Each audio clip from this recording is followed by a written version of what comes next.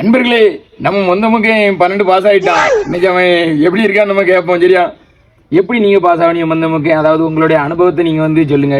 எனக்கு ரொம்ப பெருமையா இருக்கு. எங்க டீச்சர், எங்க அம்மா, இது எல்லாத்தையும் தான் நான் படிச்சேன் பார்த்துடுங்க. ரொம்ப நடிக்காத, உள்ள கதையை ஒழுங்கா சொல்லு. அதாவது மொந்தமுக்கு நீங்க என்ன படிக்கலான்னு நீ நினைச்சிருக்கீங்க? நான் அடுத்து டாக்டருக்கு படிக்கலான்னு இருக்கேன் பார்த்துடுங்க. நீ படிச்சது அக்கௌண்டன்சி குரூப், எப்படி நீ டாக்டர் ஆக முடியும்? நான் எல்லாத்துக்கும் ஊசி போடலாம் நினைச்சேன். அப்ப நான் ஆர்ட்ஸுக்கு போய் ஐபிஎஸ்க்கு ட்ரை பண்ணலான் இருக்கேன். இதை வச்சு வந்து நீங்க யாருக்கு டெடிகேட்டட் பண்ணதா இருக்கீங்க?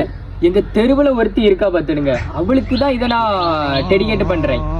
அவன் இனி எப்பவும் இவன் படிச்சுக்கிடம்டா, இவன் உருப்பட்டுக்கிடம்டா, இவன் இப்படி அலைஞ்ச பிறகு எங்க அவன் படிச்சுக்கிடுவான் அப்படிங்க. இந்த பதிவு உனக்கு தான், நல்லா கேட்டுக்க.